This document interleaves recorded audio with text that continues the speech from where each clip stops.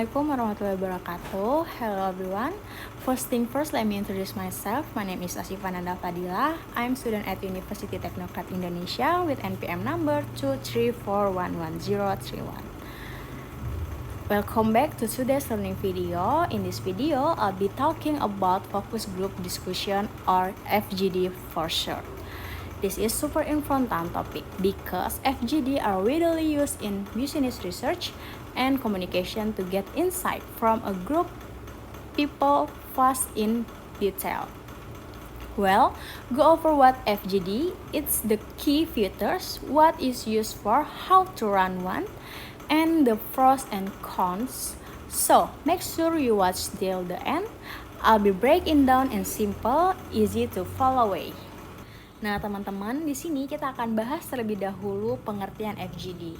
Jadi FGD ini apa sih sebenarnya? FGD ini sebenarnya artinya Focus Group Discussion adalah metode pengumpulan data atau informasi yang awalnya dikembangkan dalam penelitian pemasaran. Nah, dengan FGD ini kita bisa menggali beberapa hal dan berbagai hal dalam waktu yang relatif singkat, seperti persepsi, pendapat, sikap, motivasi, pengetahuan, masalah, dan harapan terhadap perubahan tertentu. Nah, kalau bisa dijelaskan secara bahasa yang lebih mudah dimengerti adalah FGD ini adalah diskusi kelompok kecil yang dipandu oleh seorang pemimpin atau fasilitator untuk mengetahui pendapat peserta tentang suatu topik tertentu. Nah, nanti hasilnya bisa digunakan sebagai bahan pertimbangan untuk langkah selanjutnya. Nah, jadi sebenarnya FGD ini bukan hanya sekedar mengobrol, tapi FGD ini punya tujuan yang jelas, yaitu menggali informasi dari para peserta melalui diskusi yang terarah. Nah, kalau tadi kita bahas terkait pengertian FGD, nah di sini kita akan membahas terkait ciri-ciri FGD. Nah, sebenarnya ciri-ciri FGD ini ada beberapa. Yang pertama, FGD ini pesertanya hanya terdiri atau ideal terdiri dari 7 sampai 11 orang. Jadi kenapa sih hanya 7 sampai 11 orang aja? Kenapa tidak terlalu banyak? Kenapa nggak banyakin aja pesertanya? Karena kalau terlalu banyak, diskusi akan sulit dikendalikan dan semua orang tidak punya kesempatan yang sama untuk berbicara. Jadi kalau misalkan terlalu banyak peserta, pendapat tuh terlalu banyak, jadi akan sulit untuk peserta lain untuk berbicara. Nah, yang kedua, peserta FGD biasanya memiliki karakteristik yang mirip atau homogen. Nah, ini biasanya pesertanya harus sesuai dengan tujuan penelitian atau kebutuhan proyek. Misalnya, kalau kita ingin membahas kebiasaan belajar mahasiswa, maka biasanya pesertanya yang dipilih sebaiknya memang mahasiswa dengan latar belakang yang sesuai. Nah, yang ketiga, FGD ini adalah proses pengumpulan data, jadi diutamakan adalah proses diskusi itu sendiri, yang artinya bukan hanya hasil akhir yang penting, tetapi juga bagaimana peserta saling bertukar pikiran.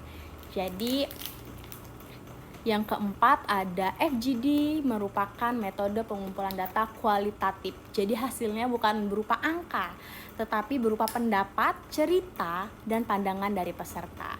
Dan yang kelima ada diskusi dalam FGD. Nah, di sini kita harus memiliki fokus yang jelas pada topik tertentu. Jadi pembicara tidak boleh melebar kemana-mana. Jadi kita hanya fokus kepada tujuan dan penelitian aja. Dan yang keenam adalah FGD sebaiknya dilakukan di tempat yang netral supaya peserta merasa bebas dan tidak takut untuk menyampaikan pendapatnya. Nah, di sini kita akan membahas terkait kegunaan FGD ini dalam beberapa hal. Yang pertama, FGD ini bisa untuk merancang kuesioner atau survei. Jadi sebelum kita membuat survei besar-besaran, biasanya kita harus terlebih dahulu menggunakan FGD untuk mengetahui pertanyaan apa yang sangat relevan. Yang kedua, FGD ini dapat digunakan untuk mengembangkan hipotesis penelitian. Dari diskusi kelompok, penelitian ini bisa menemukan dugaan atau tentang suatu masalah. Dan yang ketiga, FGD ini bisa dipakai untuk mengumpulkan data kualitatif dalam proses perencanaan, pelaksanaan, pemantauan, dan evaluasi. Selain itu, FGD ini bisa digunakan untuk beberapa hal kebutuhan dasar, yaitu identifikasi masalah, perencanaan, implementasi, dan penilaian. Tapi FGD ini juga cocok digunakan ketika kita ingin memperkenalkan program baru atau layanan baru. Ketika yang dibutuhkan adalah kedalaman opini, atau ketika ada pertanyaan yang sulit dijawab, kita bisa melakukan FGD ini supaya kita bisa menjawab pertanyaan-pertanyaan itu lewat survei tertulis. Namun teman-teman, FGD ini sebaiknya dihindari jika kita sendiri tidak bisa menepati janji kepada peserta. Jika peserta tidak nyaman satu sama lain, terus juga topiknya nggak sesuai untuk peserta, atau jika proyek yang memerlukan data statistik yang kuat, sebaiknya kita hindari untuk fokus group discussion ini. Nah, di sini kita akan membahas terkait cara melakukan FGD ini. Nah, di sini tuh bagian yang paling penting karena ya bagaimana cara melakukan FGD ini? Apakah ada tahap-tahapannya ataukah emang langsung aja kita laksanakan FGD ini? Nah, pelaksanaan FGD ini dibagi menjadi 3 tahap. Yang pertama, sebelum pertemuan, saat pertemuan, dan setelah pertemuan. Kita bahas terlebih dahulu yang sebelum pertemuan. Sebelum FGD ini dimulai, ada beberapa hal yang harus dipersiapkan. Pertama, periksa kembali tujuan kegiatan. Kita harus jelas terlebih dahulu sebenarnya FGD ini untuk apa. Dan yang kedua, pertimbangkan apakah metode lain lebih cocok atau tidak. Jadi kita bisa mempertimbangkan terlebih dahulu apakah kita emang harus mengadakan FGD ataukah ada metode lain untuk mendiskusikan permasalahan ini. Dan yang ketiga, tentukan pemimpin diskusi yang baik. Yang keempat, siapkan pencatat agar semua hasil diskusi terdokumentasi. Dan yang kelima, tentukan siapa saja yang akan diundang.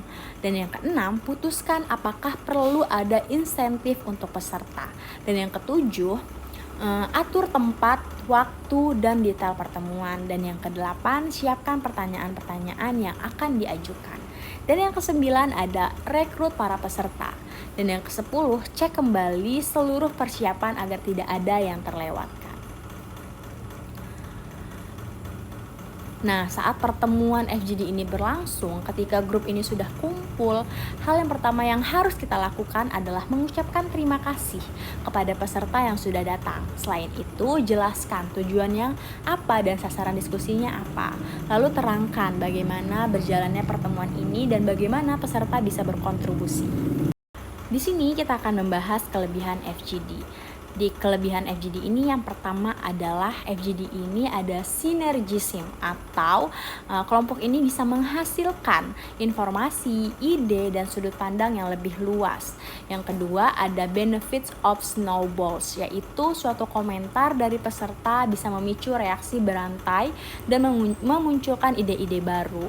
Dan yang ketiga, FGD ini bersifat stimulatif karena diskusi kelompok sering terasa lebih aman dan menyenangkan dan mendorong orang-orang untuk ikut berpendapat. Dan yang keempat, ada rasa aman karena orang biasanya lebih merasa bebas mengungkapkan pikiran ketika bersama kelompoknya.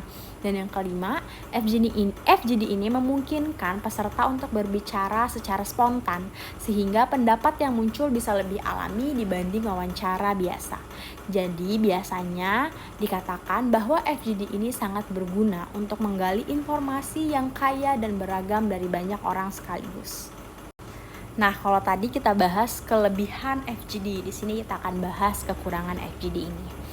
Selain punya kelebihan, FGD ini juga bisa punya kekurangan. Yang pertama, karena FGD ini bisa dilakukan dengan cepat dan murah atau terbatas, kadang-kadang hasilnya digunakan hanya untuk mendukung pendapat pihak tertentu, padahal belum tentu dilakukan dengan prosedur yang benar. Yang kedua, teknik FGD ini memang mudah dilakukan, tetapi data yang dihasilkan sering sulit untuk diinterpretasikan. Dan yang ketiga, FGD ini terbatas dalam menggali informasi yang sangat mendalam dari suatu individu karena waktunya yang sangat singkat dan peserta semua harus diberi kesempatan pembicara atau berbicara. Yang keempat, FGD ini membutuhkan fasilitator yang sangat terampil. Kalau pemimpin diskusinya kurang mampu, hasil diskusinya juga bisa kurang maksimal. Karena itu, FGD sebaiknya dipandang sebagai metode perlengkap, bukan satu-satunya metode penelitian. Nah, dari penjelasan yang tadi, kita bisa simpulkan bahwa FGD ini adalah metode diskusi kelompok yang digunakan untuk menggali informasi secara cepat, mendalam, dan terarah. FGD ini juga memiliki beberapa ciri khas seperti jumlah peserta yang terbatas, fokus topik yang fokus, dan adanya fasilitator. FGD ini juga bermanfaat dalam penelitian, perencanaan, evaluasi, dan pengambilan keputusan. Walaupun begitu, FGD ini juga memiliki kelemahan, terutama dalam hal interpretasi data dan kebutuhan fasilitator yang terampil. Jadi, penggunaan FGD harus disesuaikan dengan tujuan dan kebutuhan penelitiannya. Well guys, I think that's enough about video presentation to topic focus group discussion. Semoga penjelasan tentang focus group discussion ini bisa membantu teman-teman dalam memahami materi dengan lebih mudah. Sampai jumpa di video berikutnya. Jangan lupa like, comment, and subscribe. See you!